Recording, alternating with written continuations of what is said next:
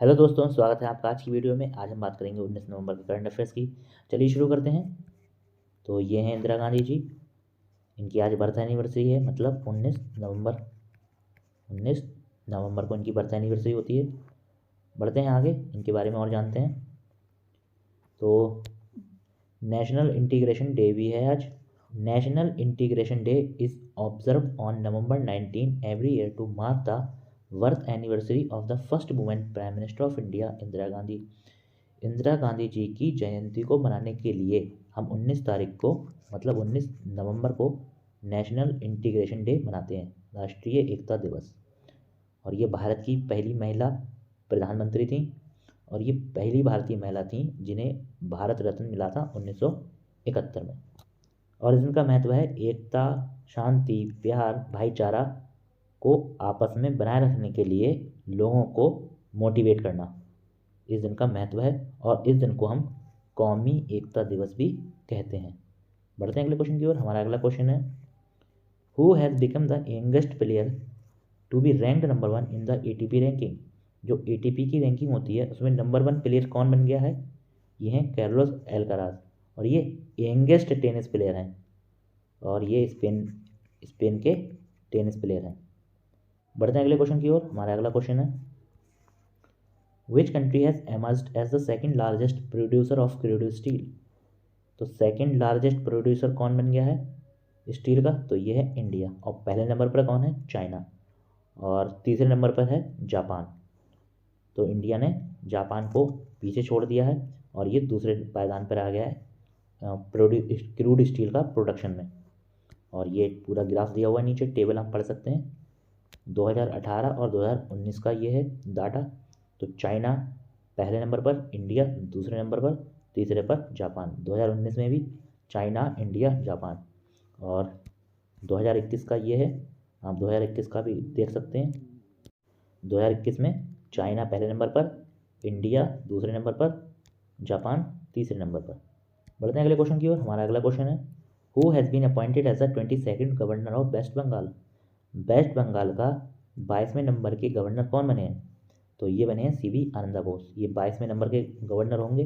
और इनसे पहले कौन गवर्नर थे? तो वो थे ला गणेशन।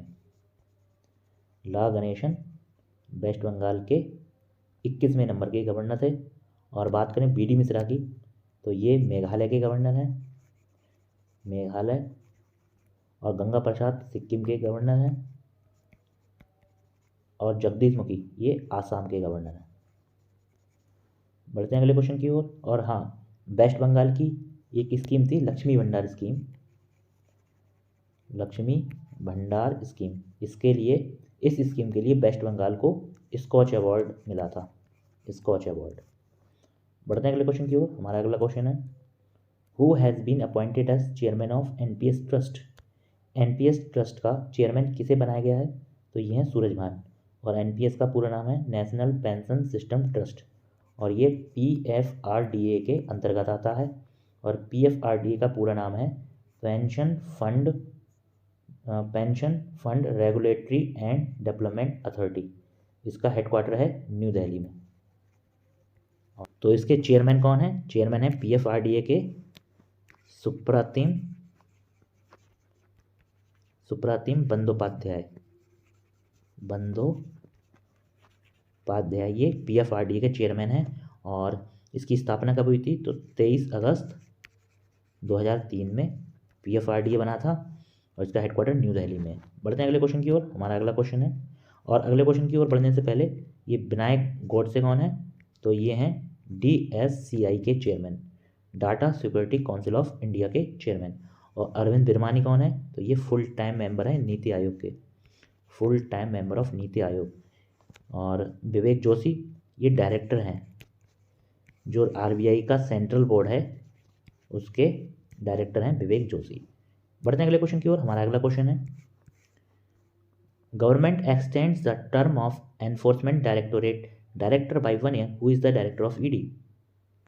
तो डायरेक्टर जो हैं ED के, एनफोर्समेंट डायरेक्टोरेट के जो डायरेक्टर हैं, उनका कार्यकाल 1 साल से और बढ़ा दिया गया है। तो डायरेक्टर कौन है ED के? तो ये हैं संजय मिश्रा। और बात करें ED की, तो ईडी कब बना था? तो ईडी बना था 1 मई 1956 में। बढ़ते हैं अगले क्वेश्चन की ओर। हमारा अगला क्वेश्चन है,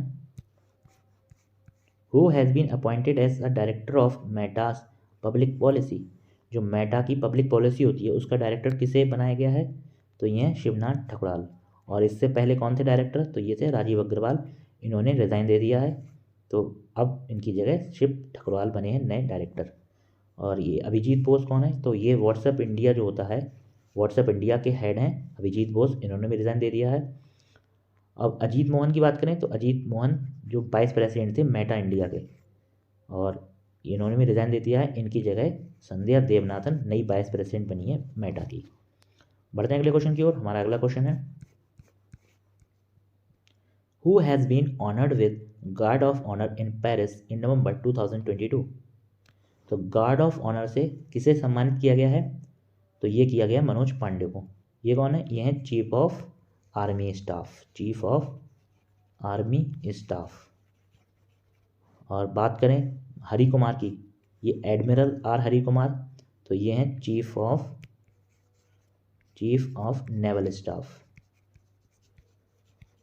और B R Chaudhary, B R Chaudhary हैं चीफ ऑफ एयर स्टाफ, ये बी आर चौधरी हैं। और अनिल चौहान है चीफ ऑफ डिफेंस स्टाफ।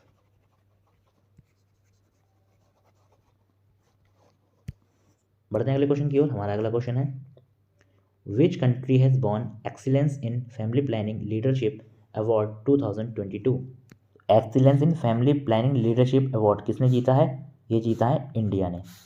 और इसके बारे में जानते हैं, तो ये है, India is the only country to have received the leadership in family planning awards 2022 in the category at the international conference on family planning held in Pattaya city, Thailand. जो international conference on family planning हुई थी Thailand में, Thailand के पटाया city में, तो इसमें जो अवार्ड जीता था कंट्री कैटेगरी में, वो जीता था इंडिया ने। और इंडिया एकमात्र ऐसा देश बन गया है जिसे ये एक्सीलेंस अवार्ड मिला है। और ये क्यों मिला है? क्योंकि जो मॉडर्न कॉन्ट्रासेप्टिव मेथड्स जो हैं, मॉडर्न कॉन्ट्रासेप्टिव मेथड्स, इसे अपनाने में काफ़ी अच्छी प्रोग्रेस की है भारत ने, काफ़ी सिग्निफिकेंट प्रोग्रेस की है।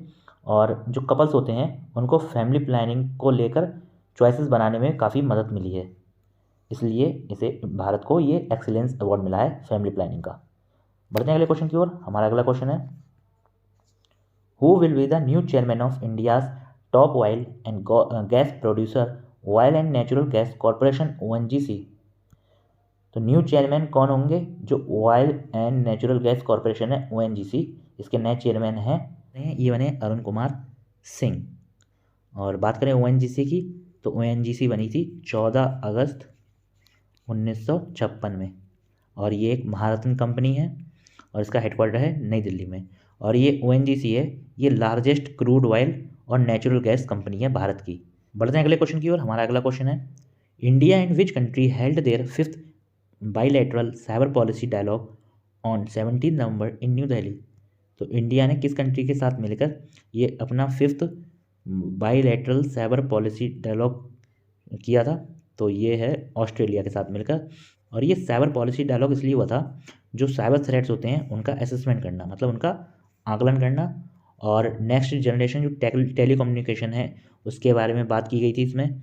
और इसमें 5G टेक्नोलॉजी भी शामिल थी, तो उसके बारे में बात की गई थी। और जो नए जो लेटेस्ट डेवलपमेंट होते हैं साइबर में, जो यूनाइटेड नेशन में हुए हैं, उनके बारे में इस पर चर्चा की गई थी इस साइबर पॉलिसी डायलॉग में। बढ़ते हैं अगले क्वेश्चन की ओर। हमारा अगला क्वेश्चन है, who has been appointed as the next ambassador of India to the Union of Comoros? Bharat, ये कोमोरोस में भारत के नए राजदूत कौन बने? कोमोरोस जो एक कंट्री है, तो ये बने हैं बंडारू विल्सन बाबू। और बात करें यूनियन ऑफ कोमोरोस की, तो इसकी जो कैपिटल है वो है मोरोनी। मोरोनी इसकी कैपिटल है। करेंसी है इसकी कोमोरियन फ्रैंक। कोमोरियन फ्रैंक इसकी करेंसी है। और प्रेसिडेंट है इसके अजाली असोमानी इसके प्रेसिडेंट है। बढ़ते हैं अगले क्वेश्चन की ओर। हमारा अगला क्वेश्चन है, Cambridge University has declared which word as the 2022 word of the year. Cambridge dictionary ने किस वर्ड को word of the year declare किया है? तो ये है होमर को। और होमर का मतलब क्या है? तो Homer is an informal American English word for a home run in baseball. तो ये बेसबॉल में होम रन के लिए यूज़ करते हैं, ये अमेरिकन इंग्लिश वर्ड है। तो ये थे आज के कुछ इंपॉर्टेंट क्वेश्चंस। इसकी पीडीएफ मैंने टेलीग्राम पर अपलोड कर दी है। आप हमसे टेलीग्राम पर भी जुड़ सकते हैं, टेलीग्राम का लिंक मैंने डिस्क्रिप्शन में दे दिया है। मिलते हैं अगली वीडियो में कुछ और इंपॉर्टेंट क्वेश्चंस के साथ। Thank you.